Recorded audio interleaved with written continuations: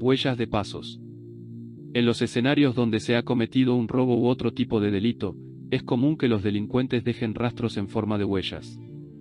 El análisis de estas huellas resulta especialmente valioso cuando el crimen ocurre en zonas rurales, en las afueras de la ciudad, o en residencias aisladas como chalets rodeados de jardines.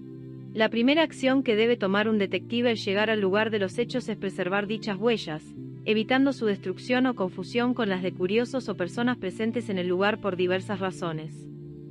El detective debe acordonar el área, estableciendo un perímetro amplio que impida el acceso de personas no autorizadas, asegurando además que ningún objeto sea movido. Todo debe permanecer en su lugar original hasta que se proceda a la toma de fotografías y a la recolección de evidencias.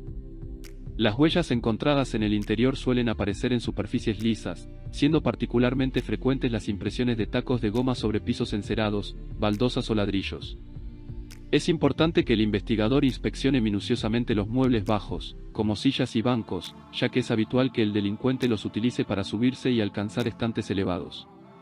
También es posible obtener huellas útiles sobre papeles pisados en el suelo o en alfombras. Ante la presencia de este tipo de huellas, el detective debe fotografiarlas detalladamente antes de proceder a cualquier manipulación. De igual manera, se deben revisar las paredes y puertas, especialmente si el delincuente ha escalado para ingresar. Las huellas dejadas por la punta de los zapatos o los clavos de la suela pueden proporcionar indicios sobre la altura del intruso, facilitando la investigación. Las huellas encontradas en exteriores son de suma importancia. A través de su análisis, el detective puede obtener conclusiones clave, como el número de personas involucradas, su sexo, el tipo de calzado que usaban, zapatos, botas, zapatillas, etc., y si alguno de ellos empleaba un bastón o paraguas, entre otros detalles. Es fundamental recordar las referencias clásicas sobre el rastreo. Por ejemplo, los relatos de Domingo F. Sarmiento en Facundo destacan la habilidad del vaqueano y el rastreador para interpretar los rastros. Asimismo, las deducciones de Zadig, descritas por Voltaire en su obra Zadig o el destino, escrita hace más de 200 años, demuestran que esta parte de la investigación ya era conocida en épocas pasadas. En términos técnicos, este tipo de rastros se denominan huellas en hueco. A partir de las huellas de los pasos, es posible deducir aspectos como el número de personas que participaron, su calzado, e incluso si llevaban objetos como paraguas o bastones. Las peculiaridades del andar de cada persona, así como el desgaste particular de sus zapatos, ofrecen información que puede llevar a identificar a los individuos. El análisis detallado de las huellas permite estimar la talla y el peso del propietario de las mismas, e incluso reconstruir el itinerario seguido por los delincuentes. Sin embargo, es importante tener en cuenta que muchos criminales conocen los procedimientos policiales, y en ocasiones, intentan despistar a los investigadores caminando de espaldas en terrenos fangosos o nevados, simulando que salen en lugar de entrar. Fotografía y moldeo.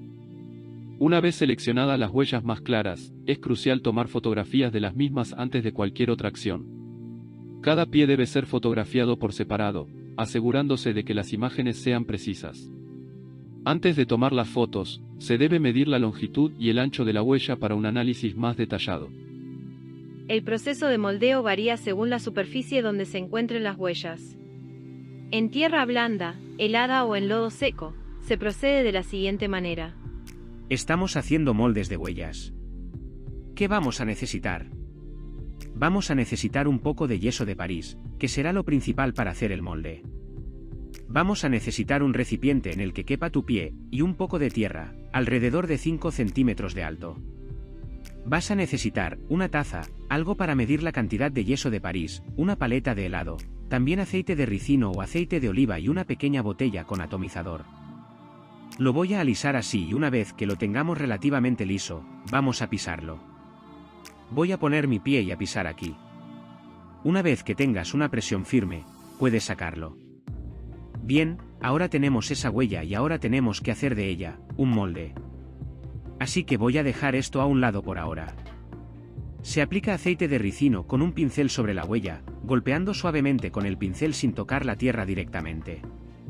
Y tomaré el yeso de París y voy a tomar una pequeña taza y llenarla por completo. Yo diría que son alrededor de 2 tazas. Así que voy a llenarla un poco. Esto es quizás alrededor de una taza y media. Bien, tenemos esta taza y media. Bien, ahora, vamos a necesitar una bolsa de plástico con algún tipo de cierre hermético. Así que voy a poner esto en mi bolsa con cierre hermético. Y ahora vamos a tener que mezclar esto con un poco de agua. Así que voy a poner 1/3 de taza. Siempre puedes poner más. Tal vez alrededor de 1/3, así. Sí, y si necesitas más. Pero voy a poner esto. Y luego simplemente lo voy a amasar, para asegurarme de que quede bien.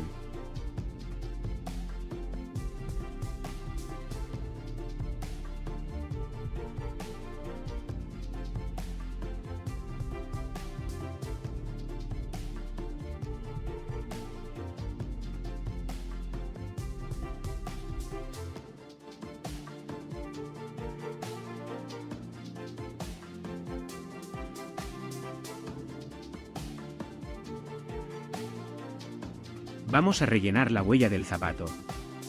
Si sobrepasa la huella del zapato, también es correcto.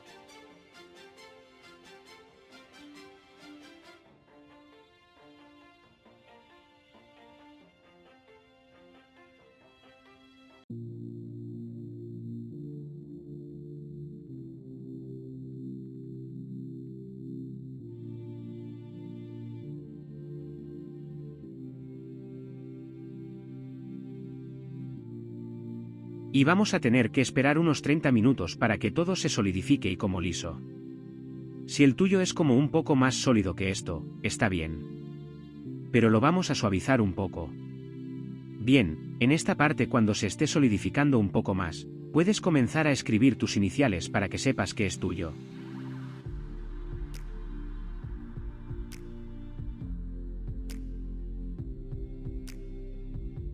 Así que han pasado unos 30 minutos más. Veamos que tenemos aquí, un poco de suciedad, pero de todos modos no es tan importante, como pueden ver, no está mal, mis iniciales están aquí. Veamos cómo se ve. Podemos ver que tenemos este tipo de molde de huella aquí y en la parte inferior. Podemos ver los patrones de los pies, todos los detalles del zapato, cuán grande es la huella del zapato.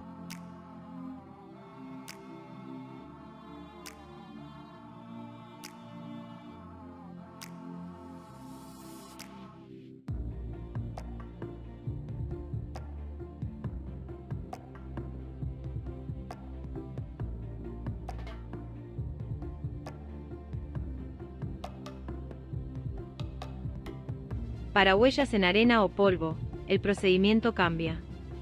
No se utiliza aceite de ricino, sino que se vierte una mezcla de yeso y agua directamente sobre la huella, creando una capa que luego se reforzará. Una excelente manera de obtener huellas dactilares, el perpetrador nunca se lo esperará.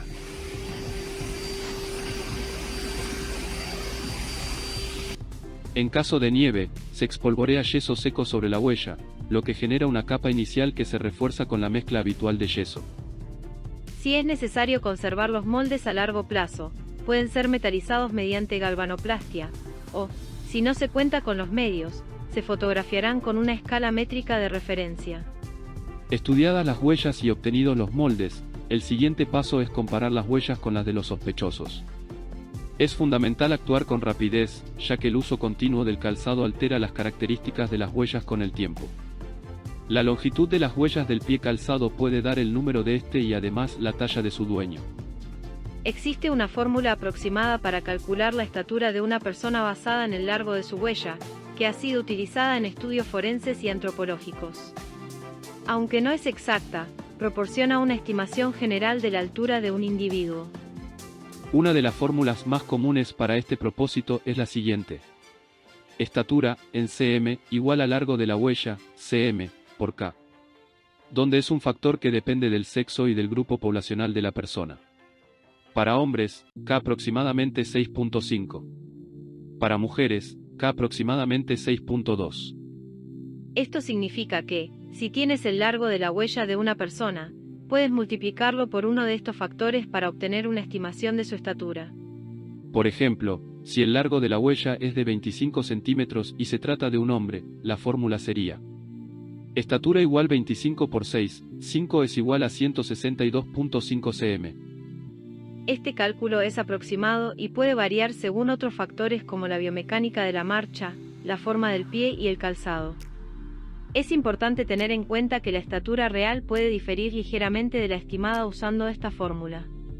Fue Alfredo Nicéforo, profesor de la Escuela de Aplicación Jurídico Criminal de Roma, quien a principios del siglo XX condensó en fórmulas breves y concisas las características y particularidades de cada huella según el desgaste interno, externo, laterales, etc. Al observarse huellas de pies desnudos o con simples calcetines, debe tenerse en cuenta que estas serán más grandes cuando la persona está parada, que cuando se halla en movimiento. Se debe ello a la diferencia de presión que se ejerce al estar de pie o caminando. En la ciudad es muy difícil encontrar huellas de paso que sean visibles o útiles. Sobre las losas, alfombras o pisos parqueís, solo se dejan huellas ocasionalmente, si se tienen los calzados húmedos, polvorientos o embarrados. Cuando uno salta se hunde la punta del pie. Conocido es el caso citado por Voltaire en su obra Sadi, publicada en 1747, es decir hace más de 200 años, que al preguntársele, ¿no habéis visto el perro de la reina?, respondió sin haberla visto siquiera, es perra y no perro, pero sé que es muy fina y pequeña, que hace poco parido, sé también que cojea de la mano izquierda y tiene las orejas muy largas. Todo ello lo había deducido al observar en la arena unos surcos largos y ligeros impresos en los montoncillos de arena que se veían entre las huellas de las patas y que denotaban ser hechos por las mamas que le colgaban, de donde había colegido, por el volumen de las mismas, que había sido madre pocos días atrás. Por otras huellas, que aparecían espaciadamente marcando la arena, próxima a las patas delanteras, había deducido la existencia de largas orejas.